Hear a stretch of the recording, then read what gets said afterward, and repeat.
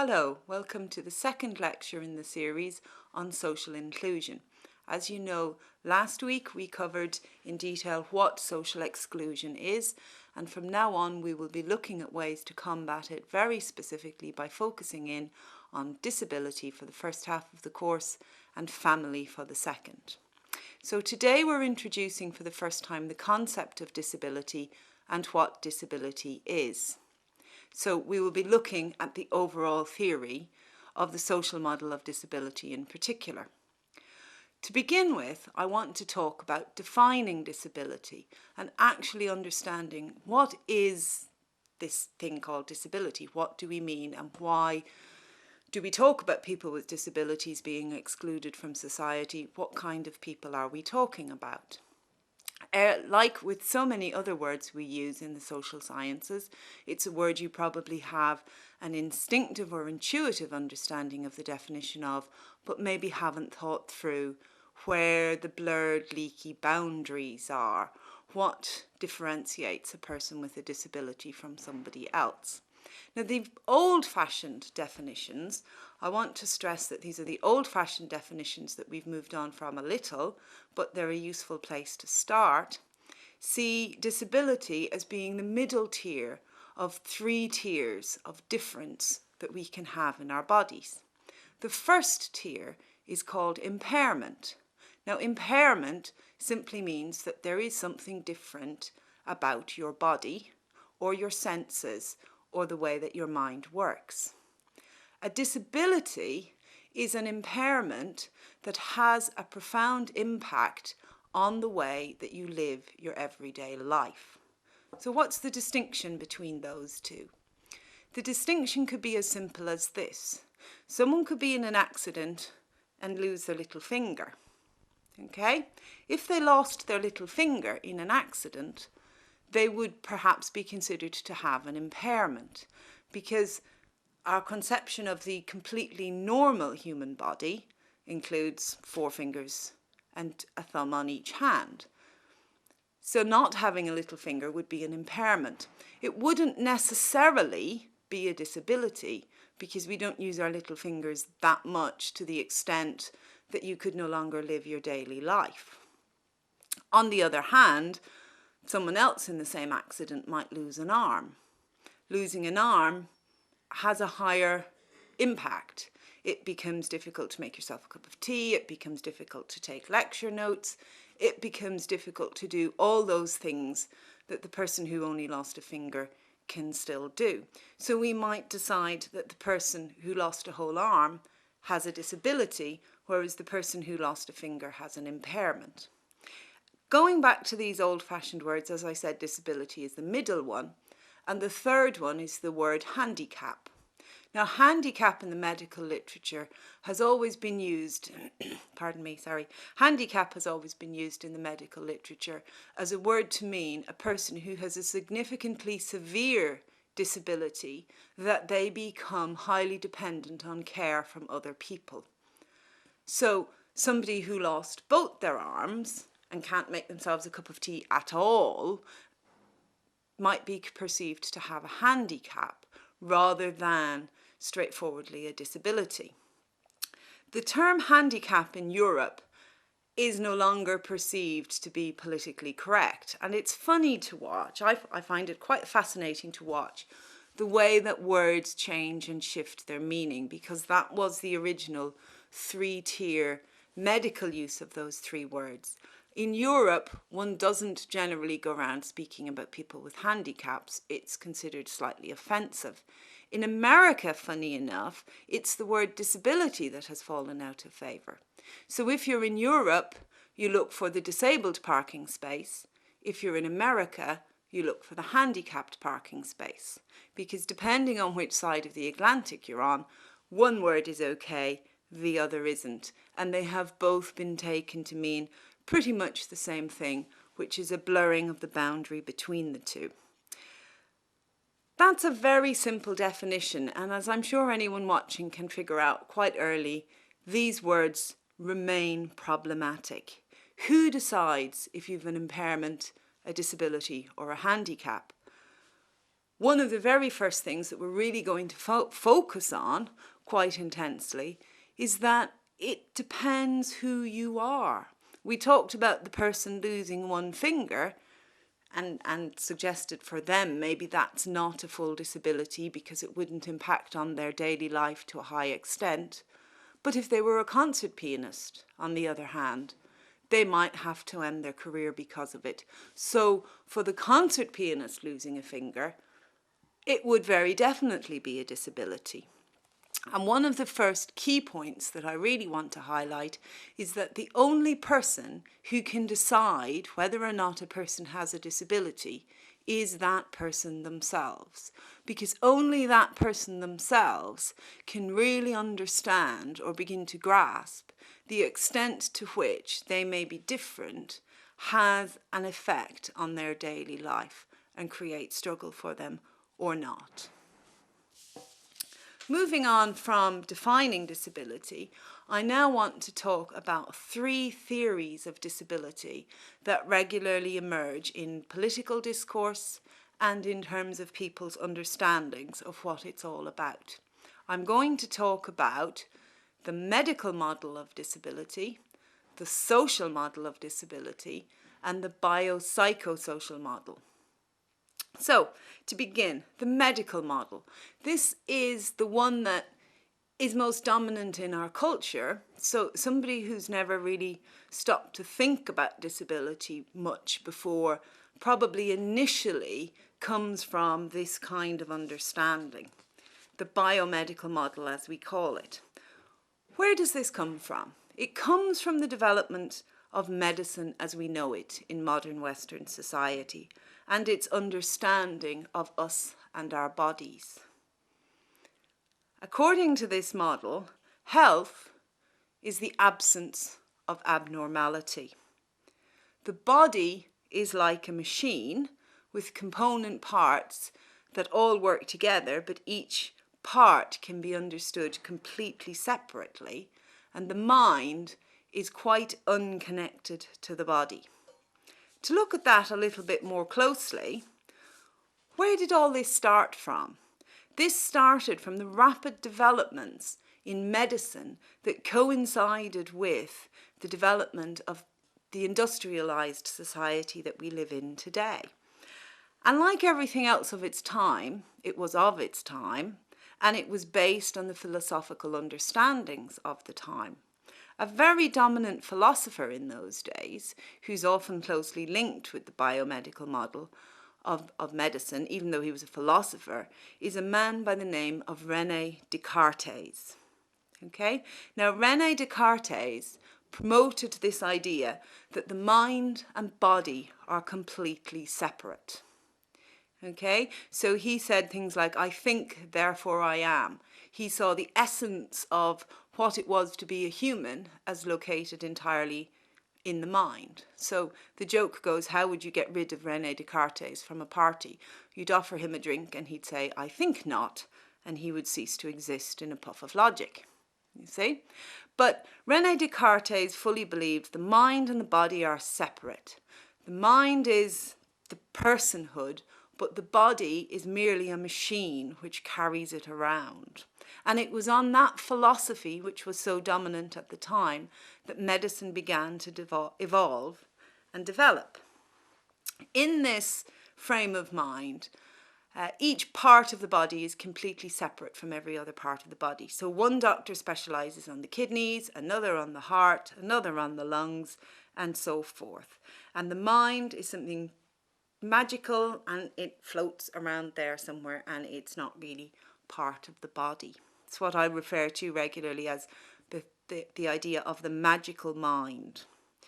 In this understanding of the way the body works, with each individual organ operating completely separately, all disease is also seen to be physical. Okay?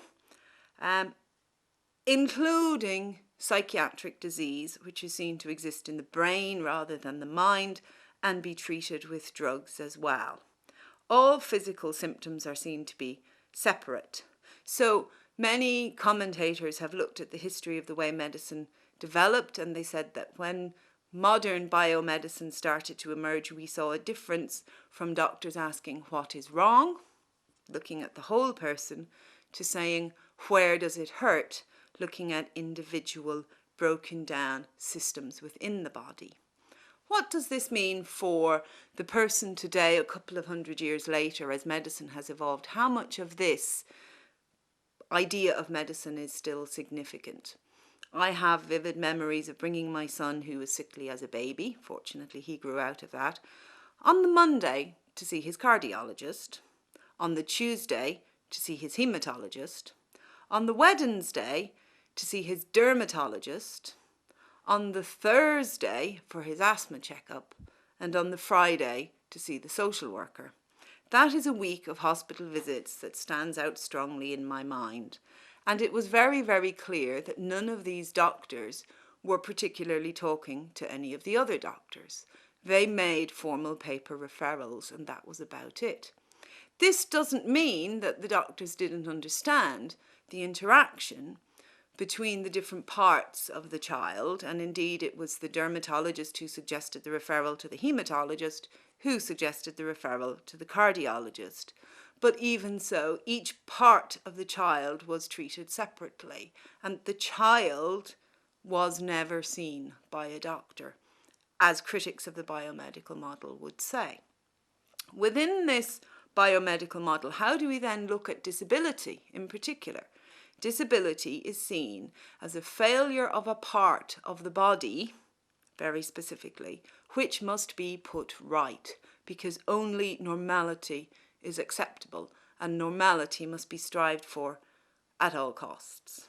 Okay? Now, disabled people themselves in particular get very annoyed at this medical model of disability and say that it does nothing for them.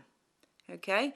And it was from within the disability rights movement, not from within medicine, that what we call the social model of disability was then coined. The social model of disability looks at disability in a completely different way. It says that impairments and differences are part of human diversity. We can't avoid the fact that they will exist. We can't avoid the fact that they will crop up.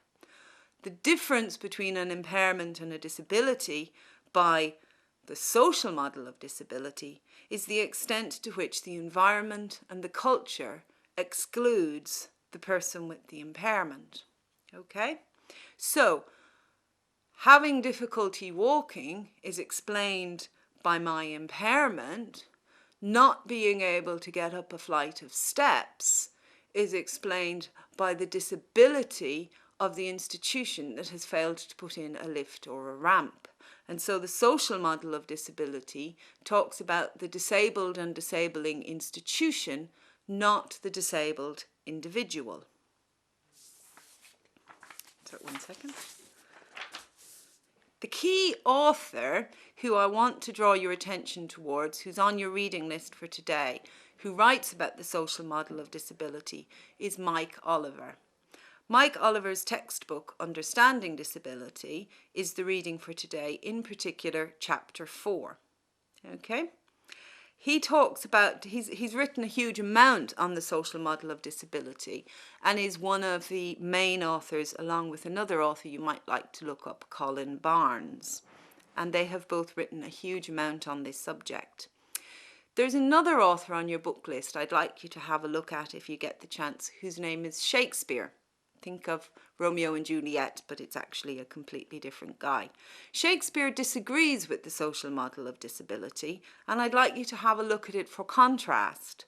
But I'd like you to also remember that this course is being taught from the standpoint of the social model of disability. I want you to see that those criticisms of it are there, but we will continue to teach from a social model of disability standpoint.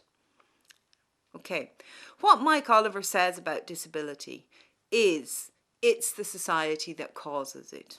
And he talks about experiments, thought experiments, where he says if you took an entire population where everyone had the same impairment, it wouldn't be an impairment. It would be normal. and the society would completely function around that, and no one who had that impairment would be held back by it in any way whatsoever. The person who didn't have the impairment would be the abnormal person. They would be the freak, and they would have difficulty in that society. So we can think of this thought experiment in several ways. One of the typical thought experiments that you get written in a lot of textbooks would be the idea of an entirely deaf community. Imagine you put every deaf person on a shuttle and sent them all to live on another planet. On that planet, populated entirely by people who are deaf, speech, as we know it, wouldn't exist. Everyone would communicate through sign language. Therefore, any individual deaf person would have no disability whatsoever, because they would communicate in the same language as everyone else around them would also communicate. Phones wouldn't ring, lights would flash. Doorbells wouldn't ring, lights would flash. And so disability for deaf people would vanish in a thought experiment. Now imagine you get one child born in this society after they've forgotten that hearing ever existed, and you get one child as a genetic throwback born who can hear. What would their fate be? Nobody else around them would understand that they were hearing. They'd see this child as being distractible, easily distressed. They wouldn't know why they were reacting differently. And the hearing child in that entirely deaf society would be a little bit like the dyspraxic or autistic child in our society, seen as having a sensory or perception abnormality that prevented them engaging properly in school, that prevented them engaging properly with other people. So by this model, it is not the deafness that is the disability, it's the society that fails to provide proper communication opportunities by failing to teach through sign language, for example, etc. Do I agree with this? I do. I agree with this. And I have seen not a full-scale thought experiment of that level happening, but I saw something very interesting with my own son, who was profoundly dyslexic, very severely so, and by the age of 8, he was in the bottom third percentile for reading ability when we moved his school. We moved his school because he was in a boys-only, horrible Christian Brothers school that was destroying his personality. He was just drowning in it. He couldn't handle it. And I moved him to an Educate Together school, which I chose because it was multi-denominational and co-educational and seemed a better environment for him. And by coincidence, this school also happened to be a specialist school for autistic children. So 50% of the campus was for the autistic children who went to their block, and 50% of the campus was for the normal children with no disabilities. This caused a slight, interesting little experiment, you could call it. Most of the normal children who attended this school had autistic siblings. Now, anyone who knows anything about the genetics of autism can probably easily predict what happened. More than half of the normal children in the normal half of the school were dyslexic, the same as my son. My son went there for 3 years. He was absolutely happy as anything. He loved his school. He went from the bottom third percentile to the 70th percentile in reading overnight. And when he left that school to go to secondary school, he came into me in the kitchen one day and he said, "Mum, something terrible's happened." So, of course, as a typical mother, I was all concerned. "What, darling, what?" "Do you remember that dyslexia thing from years ago? I think it's come back." And I found that absolutely fascinating and very much in line with what Michael Oliver and other theorists tell us about disability, was that when his dyslexia was normalised, it was not a problem, and his learning succeeded at not just the same rate as another child, but he did even better than that. So again, this reinforces the social model of disability. Now, very quickly at the end, I want to touch really quickly on one final concept, which is called the biopsychosocial model. This isn't a model of disability, this is a model of health. And it goes back to the World Health definition of what it means to be completely healthy, where they say health is not merely the absence of illness, which is the way the biomedical model would define it, but the World Health Organization say health is complete wellness, which is biological, psychological, and social in nature. Okay, so they say that to be healthy, you need to be physically well, you also need to be mentally well, and you also need to live in a healthy society which doesn't leave you impoverished, which doesn't discriminate against you or anything like that.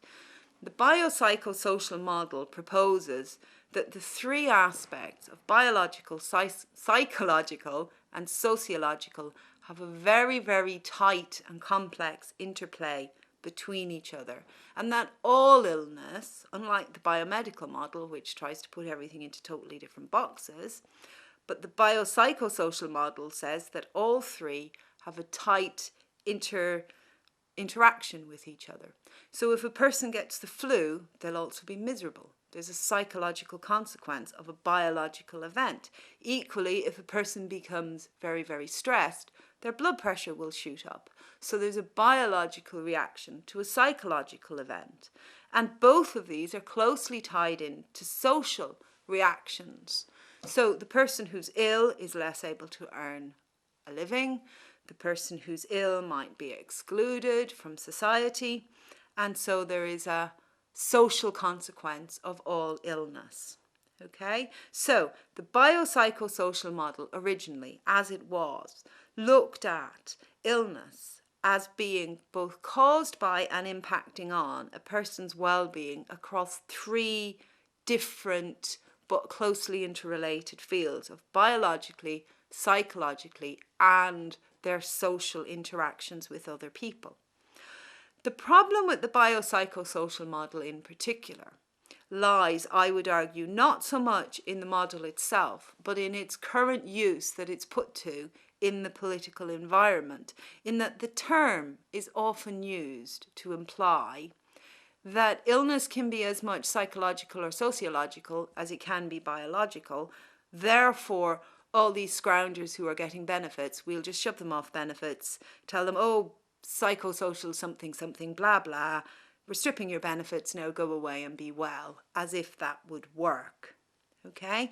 My argument is that that is not a true use of the biopsychosocial model. It is a complete and serious misunderstanding of the biopsychosocial model and actually has its roots very deeply in the biomedical model, with this component part which ascribes a magical mind which doesn't need to be and isn't analysed by science, and the belief that a person can just think themselves well in order to get off benefits. Doesn't have anything to do with the biopsychosocial model. It's very much part of the biomedical model of health and illness. What's the answer? Should we stop using the biopsychosocial model and revert purely to the social model of disability? There are some small problems with the social model of disability. It is very much a theory of disability. It is not a theory of long-term chronic illness. And the biopsychosocial model, which was never a theory of disability in any way anyway, always gave us an extra tool in our toolbox as theorists and as practitioners to help fully understand the very complex lives of the chronically ill. So it's possible that maybe we should fight to get the biopsychosocial model back from the extreme right-wing politicians who are currently so misusing it. That question is up to you. It would be great if you could come to the seminars this week, having already perhaps thought through a bit of an answer to it. Thank you.